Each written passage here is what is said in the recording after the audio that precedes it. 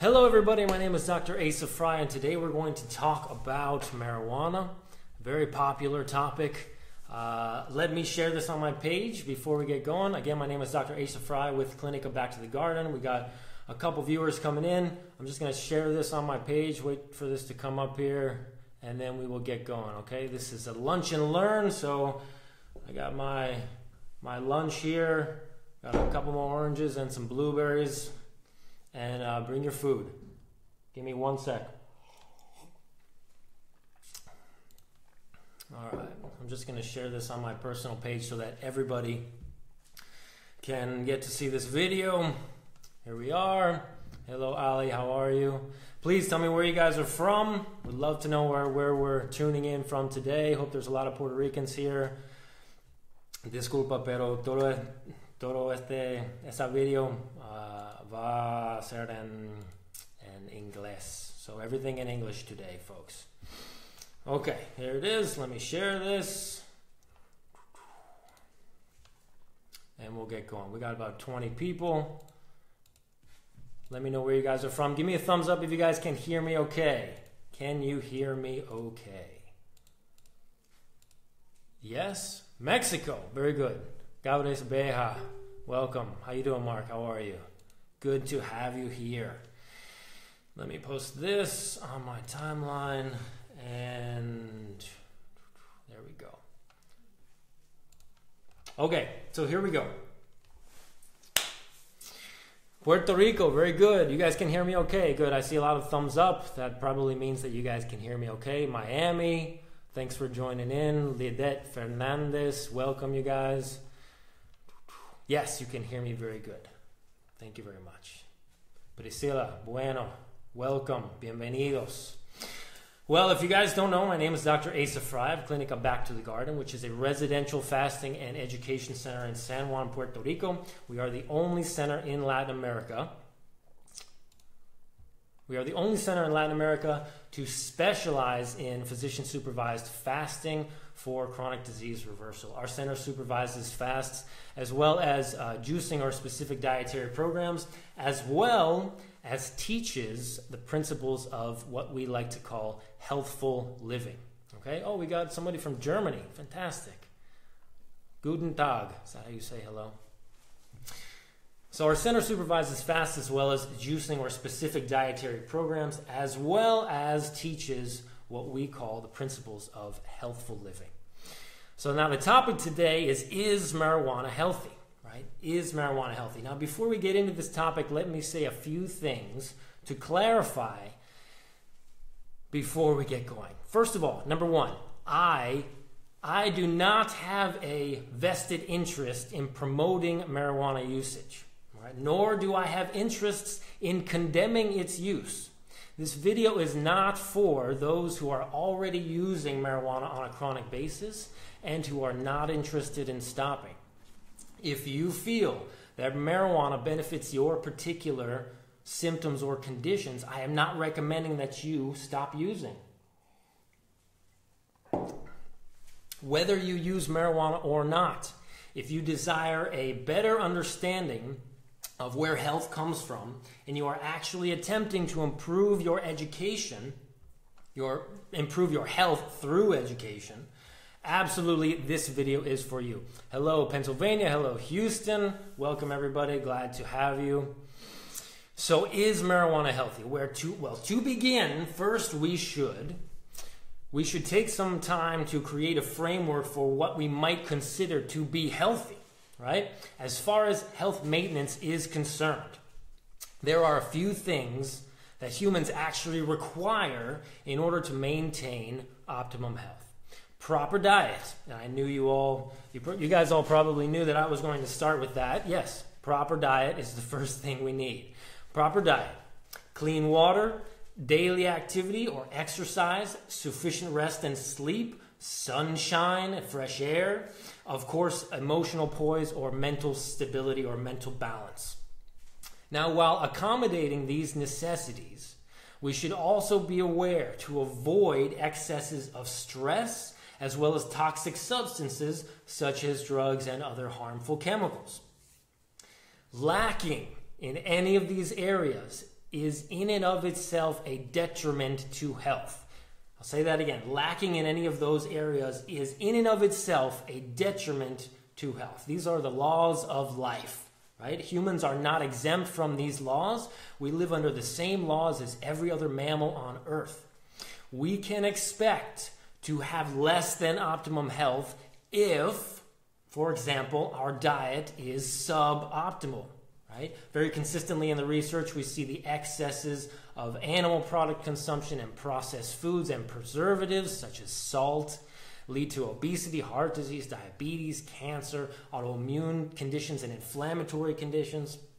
Now, not enough sleep will make you vulnerable to infection and disturb hormonal construction and secretion, autonomic nervous system dysfunction, etc., etc., etc. Welcome, Ronald Bryn. It's one of my good friends. So fresh, clean water is necessary for life. Humans do require activity, movement, in order to maintain healthy bones and muscles and brain, right? Walking, biking, dancing. You know, the best exercise is really just whatever you will do that gets you out of the house and moving around. You can certainly move around inside the house too. Emotional health cannot be overlooked either, right? Free yourself from worry, have fun, enjoy yourself, laugh, make love, enjoy the present moment. That is really all there is. Sunshine, so important for mental and physical health. So we just went over sort of a framework of what we can consider to be healthy because that's how we maintain health. Getting enough of those things, you will sufficiently maintain vibrant, optimum health. Now here's where I get into the nitty-gritty. When we practice habits which are in opposition to these laws, right, these necessities, we cause what is called enervation. This is enervation, a draining of energy from that person. Energy that is needed to digest, absorb, assimilate nutrition, energy needed to eliminate toxic materials, energy needed to heal, recover, and maintain a strong immune system.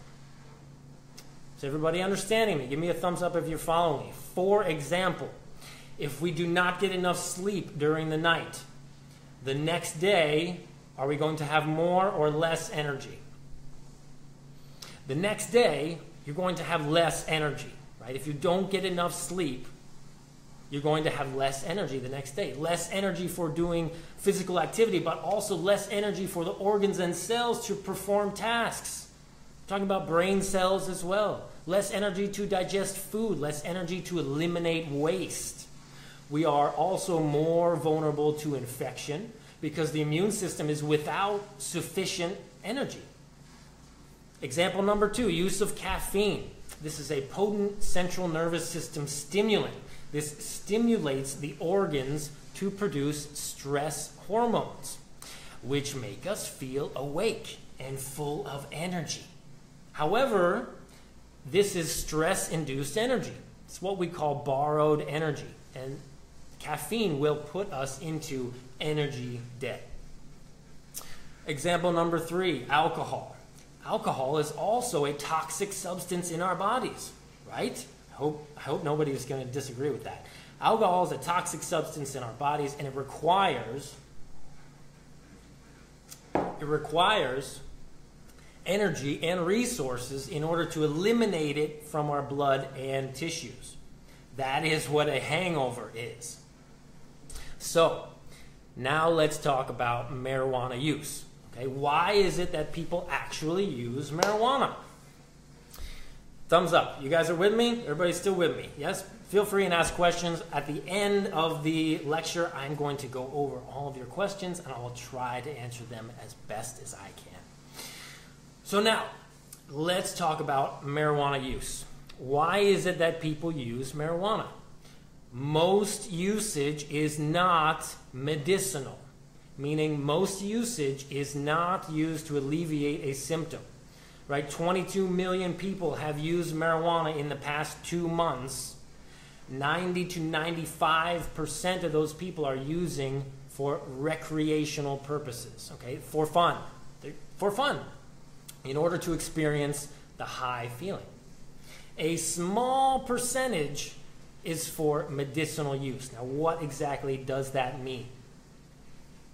Medicinal use means that the use is for a remedial purpose, which means that people are using the THC or CBD chemicals specifically for addressing the symptoms of a condition, right? Symptoms of cancer, chemotherapy, gastrointestinal symptoms, nausea, to increase their appetite, to decrease pain, to combat symptoms of glaucoma.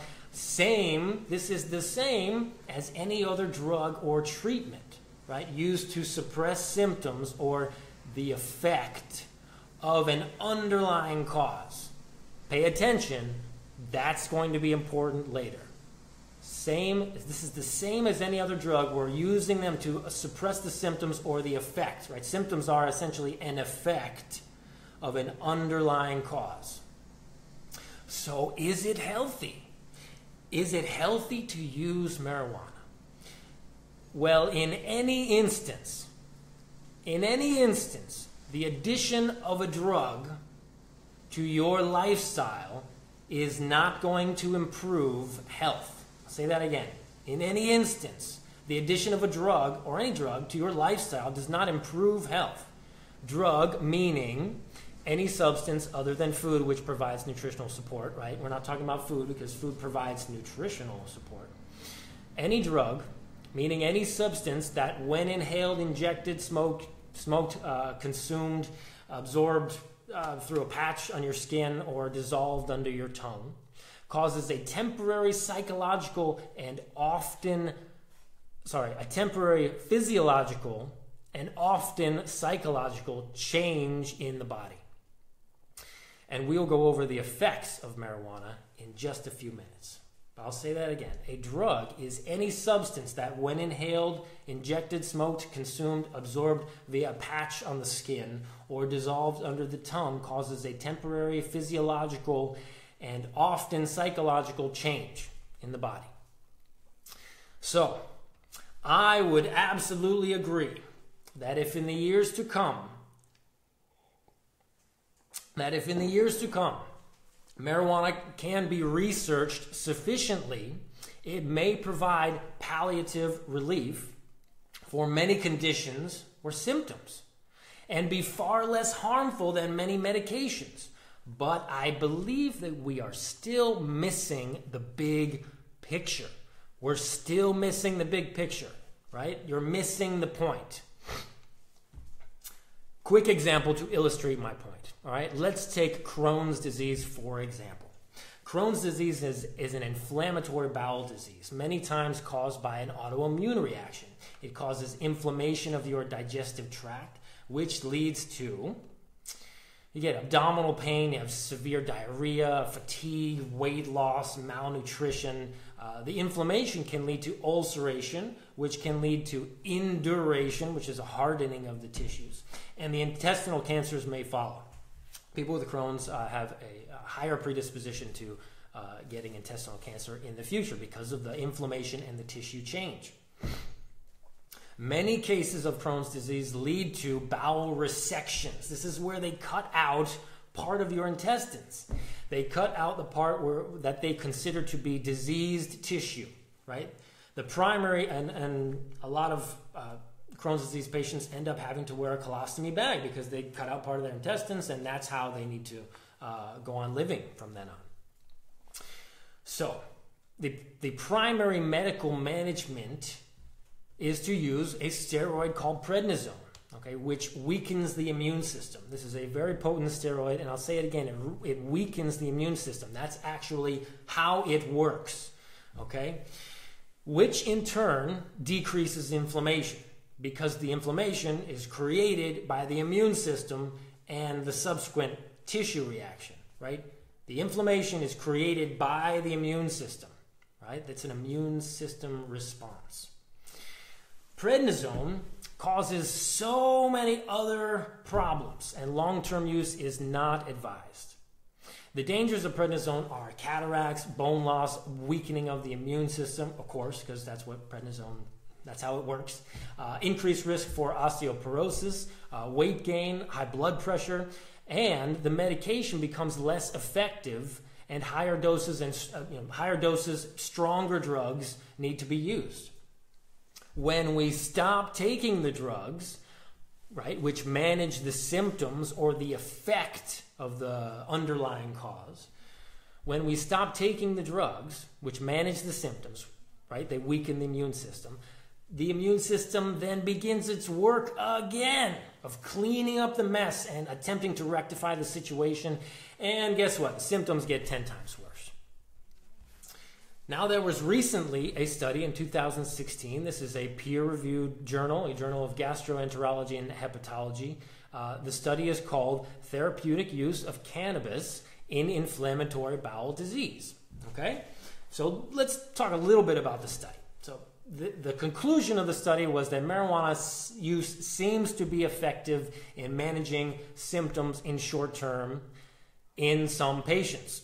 So for the short term, marijuana use seems to be effective in some patients. It's a placebo-controlled trial. It showed significant decrease in symptoms for some patients, and some patients were able to eliminate the use of steroids.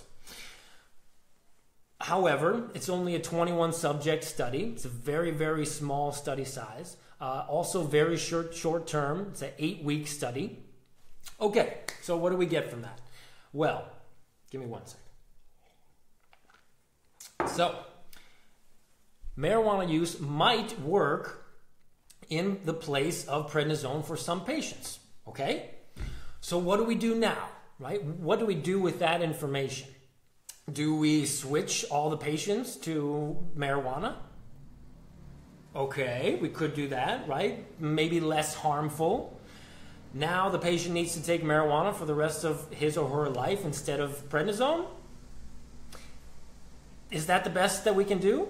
Right? Switch a patient from a treatment to treatment or a drug to drug, from a more dangerous one to a less dangerous one. Is this really our best option? Or is marijuana use just the lesser of two evils as we continue to disregard the underlying cause? Are you guys following me? I say that phrase a lot, underlying cause. Let me ask you a question. Does a person develop Crohn's disease because he or she wasn't using marijuana? I'll say that again. Do you develop Crohn's disease because you are not using marijuana? Is ingesting marijuana going to address the cause of the Crohn's disease? No, of course not. What causes Crohn's disease and other chronic illnesses are lifestyle and dietary factors. Poor living habits, poor diet, high stress, lack of sleep, caffeine and alcohol intake, creating irritation of the intestinal lining, causing detrimental changes to the microbiome, inflammation of the tissues, and then ulceration and later hardening of those tissues. We can address the cause of the problem. At our clinic, we do see many Crohn's patients, many patients with ulcerative colitis, as well as other chronic illnesses and intestinal diseases. You can decrease and eliminate all drug use, regain normal healthy function, allow the body to heal what it needs to, and regain your health. But you need to identify and address the cause of the problem, right? Adding marijuana to your treatment regime is not going to help you do that. Okay, so what actually happens when we use marijuana? What happens? When smoked or ingested, however you want to consume it, THC is rapidly absorbed into the blood and distributed throughout the rest of the body. THC and other cannabinoids in marijuana attach to receptors on the cells and in the brain, altering the normal healthy function of the cell. The brain cells in the brain, specifically these cannabinoids attach to receptors which control body movement, memory, and vomiting. As well, they also attach to tissues in the immune system, such as the spleen and the lymph nodes, which may help explain why and how marijuana suppresses the immune system. Within a few minutes, the heart rate increases rapidly, sometimes doubles. A normal heart rate is, anywhere from, 60 to 80, from 50 to 90. And the heart rate can sometimes double. That means, 120 to 180. Bronchial passages relax and become enlarged, and blood vessels in the eyes expand. That's what accounts for the redness in the eyes. Brain cells are stimulated to release the chemical dopamine, just like alcohol and many other drugs. I'll say that again. Brain cells are stimulated to release the chemical dopamine, just like alcohol and many other drugs. The euphoria passes after a while, and then the user may feel sleepy or depressed. So over the next 2 to 3 days, 2 to 3 days to 1 week, okay, this part is kind of interesting. Over the next 2 to 3 days, the liver and the kidneys and the other organs spend energy and resources metabolizing and eliminating marijuana byproducts. These are 45 different metabolites that are created through the metabolism of marijuana and its chemicals. So you spend the next 2 or 3 days using a lot of energy and resources to metabolize and eliminate these byproducts. And these byproducts can remain in the urine for up to 7 days. So what are the important things that we need to take away here? The important things are, number 1, change in normal healthy physiology. When we ingest marijuana, the normal healthy function of our cells is altered. Number 2, the altered function is responsible for the effect of the drug. Does that make sense? The altered function, the change in the physiology, is from the effect of the drug. So this is why marijuana is used to alleviate symptoms. Immune system suppression, pain relief, relief from nausea, for example. Number 3, the body spends energy, uses lots of various resources, and takes significant time in order to remove these substances from the body, in order for the cells to recover normal function. I hope that makes sense. If anybody has questions, please ask. What's the difference between marijuana and other drugs? What is the difference? Well, it can be addictive. We know that. Maybe less addictive than heroin or cocaine or alcohol, but still addictive. There is a withdrawal from chronic use, obviously.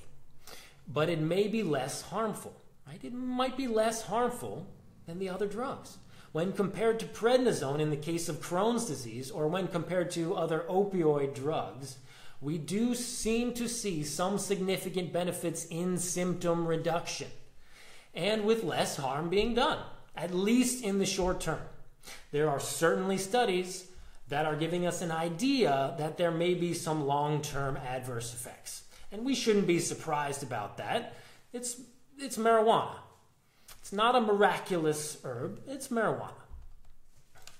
Bottom line, drug use of any kind is highly enervating, right? It drains vital energy from the person. It takes a lot of energy and resources for a body to detoxify itself from the drug use, just like alcohol. So drug use of any kind is highly enervating and is not part of a healthy lifestyle. Marijuana does not provide humans with any essentials in terms of health maintenance, right? It's not part of a healthy diet. It's not part of a healthy sleep regime. It's not part of healthy activity or exercise. You certainly don't need to smoke marijuana to get out in the sun, and it's certainly not going to help you with emotional stability. When we're teaching healthful living, there are many other things that we can do to alleviate stress and conquer emotional and mental imbalances. And I suggest that always you look for the cause first. You need to be addressing the cause, because the symptoms and conditions, these are effects. Okay? Marijuana does not provide humans with any essentials in terms of health maintenance. And so we really can't consider it to be healthy. Whether it has long-term adverse effects or not, we will continue to find the research to be lacking in terms of how miraculous the substance is. Why is that? Because it's another substance. It's another supplement, potion, powder, or herb or drug used to manipulate our chemistry and change symptoms, which are only an effect of an underlying cause. I used lots of research, to kind of make this lecture, so I am going to post all of that research down below so you guys can certainly go ahead and read it for yourself. It's a lot of material. Don't feel like you have to do that. I'm also going to post the marijuana study that I mentioned earlier, the one on Crohn's disease. And I'm going to finish off by speaking a little bit about fasting. We do see a lot of patients at our center and in our office who have a lot of trouble getting off of marijuana use. Now, marijuana is not the only drug, that is overused or abused. We certainly see alcoholics and people who are trying to get off tobacco use. But marijuana is used by a lot of people. And many people have a really, really hard time not using anymore. They become habitual users. They use on a daily basis, and that just becomes part of their habit, part of their routine. Now, it's not easy to get off marijuana. There are withdrawal symptoms, and for weeks sometimes you are irritable, you're angry at everyone, you're tired, you feel kind of terrible because you're not using the drug anymore. And that is, that's normal. And if you don't decide to do a fast, then you're probably going to have those withdrawal symptoms for an extended period. And most people do relapse during that period and start using again. So that's a very difficult thing to do.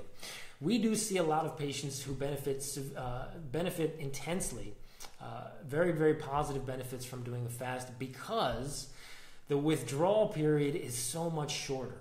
Maybe a withdrawal, that would take you weeks to get over while you're on a fast. Maybe that takes you 2 or 3 days. People don't have cravings for marijuana anymore. And, after 10 or 14 days on water and you smell the marijuana or you go back to smoking it again, usually it's going to make you feel terrible. You're not going to experience that same good feeling high that you felt before the fast. Your body's going to react in a negative manner. So, if there are any questions, I'm going to move over here to our page so I can see if you guys have any comments here.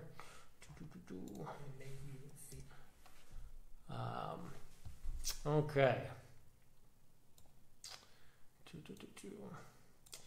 What do I think about Colorado hemp oil for anxiety?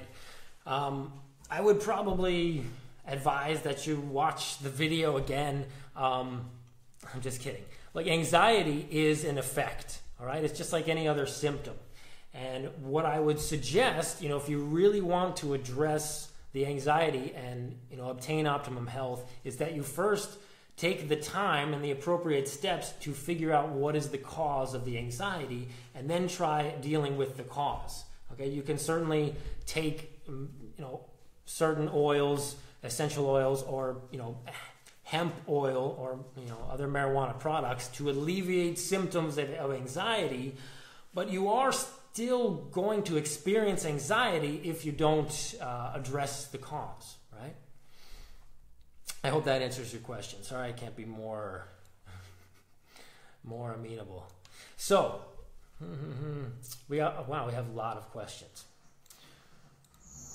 All right, so let's see, at the end of June, myself and Dr. Joanna are going to be speaking at the National Health Association Conference in Cleveland. This is a gathering of some of the greatest, some of the experts in the field of plant-based nutrition and healthful living. People like Dr. Joel Kahn, Dr. Joel Furman, of course myself and my wife, Dr. Joanna, Dr. Gracie Yuen, Dr. Pam Popper. If you guys are interested in going to that conference, it's an annual conference, please go to, I believe it's healthsciences.org. It's put on by the National Health Association. If there's any more information that you want people to know about that, Mark, please just post it so I can let everybody know. Thank you very much. Okay. What other questions we have? I'm addicted to sugar. Well, right. You're addicted to sugar. You know, we're all addicted to sugar. You know, sugar is a chemical that we have to create, right? We can't find sugar, refined processed sugar in a normal environment. You can't go into the woods and find a pond full of sugar, right? If there were these ponds full of sugar, then our civilization would just be set up right around the pond and we would never leave. So the point is, sugar, the way that it's processed and made, intensely stimulates the dopamine receptors in the brain, and you get a flood of dopamine from that sugar. What I suggest you do is start substituting that sugar for things like fruit and vegetables, you know, healthy products which actually do have sugar in them but aren't going to, you know, you can't overeat from them. So you certainly can't eat too many fruits or vegetables. So substitute your sugar for things like dates and raisins and some dried fruit, and use lots of sugar that has water and fiber and phytonutrients and vitamins and minerals and fiber and protein and essential fatty acid. All the nutrition that you need, it's in the fruit. So start eating that. If you really want to get over your addictions, you know, fasting can be quite useful. You know, a little abstinence from food, you know, even a few days to a week or 10 days, abstinence from using those things like sugar and oil and salt, but abstinence from food in general is going to allow the neuroadaptation in your brain, and after your fast, you're actually going to be able to be more sensitive to the sugar in fruits and vegetables, and things like candy and sweets and pastries are just going to be way too sweet for you, and they'll probably make you sick. All right, what else we got here? Very good, very good. Thank you guys for coming. Give me a thumbs up if you guys appreciated the information. I'm just trying to answer some of these questions. What else we got? Let's go back to the top here. I would agree that marijuana is probably a good alternative to synthetic opioids. I mean, a good alternative, yes, of course. Now, it still wouldn't be addressing the cause of the issue. You know, we should try and focus on addressing the causes of the problem instead of trying to find a lesser, less harmful drug. Just because something is less bad doesn't make it good. It just makes it less bad. But I would agree, if you're going from something like prednisone or other steroids or opioids, and you're trying to get off of them or trying to have less of a detrimental effect while you're using them, marijuana might be okay. But I certainly don't recommend marijuana to our patients. I recommend that they first address the cause if they want to obtain optimum health. What do I recommend for fibromyalgia? Fibromyalgia seems to be diagnosed a lot these days, and from what I see in our center, typically these patients are unhealthy. They've just spent so many years doing the wrong things. Lots of caffeine use, alcohol use, lack of sleep, relatively poor diet, and these toxins do accumulate. And after a while, we start to have these pain syndromes, and fibromyalgia patients do benefit quite well with an extended fast. We're talking 14 to 21, 28-day fasts, and often two fasts is one fast may not be sufficient in getting the results that you want. But once those levels of toxins in your body can normalize again, typically these symptoms go away just as fast as turning off a faucet. But you do need to find out what exactly is causing them first, and then address those causes. All right. That's about it. You guys have other questions? Just put them in the comments below. I think I have been talking for long enough.